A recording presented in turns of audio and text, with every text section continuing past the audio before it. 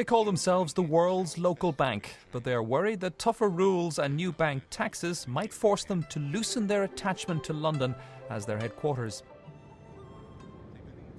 Like other banks, HSBC will have to pay a new bank levy on the total value of its balance sheet. But unlike other British banks, the vast majority of HSBC's business is overseas.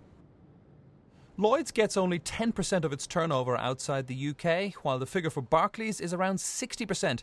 HSBC, which stands for Hong Kong and Shanghai Banking Corporation, earns a whopping 90% of its profits outside Britain. And if they did move, thousands of jobs will go in the investment banking part of HSBC. We will lose millions of pounds worth of tax revenue, and it will be a psychological blow to both the city and to the country, in that effectively the biggest British bank has decided to leave Britain. In a statement, the bank said that talk of imminent change in HSBC's position on this matter is entirely speculative and presumptuous. But it also added that we are routinely asked by institutional investors about the costs of being headquartered in the UK. George Osborne, the man who counts the pennies at the Treasury, said today that the UK should remain a world-leading financial centre, but that banks must also pay their fair share of deficit reduction.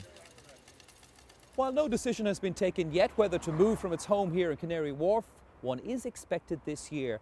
Between then and now, HSBC hopes that its owners, its shareholders, can persuade the government that taxing banks too much could lead them to look for a new home, with the loss of revenue to taxpayers.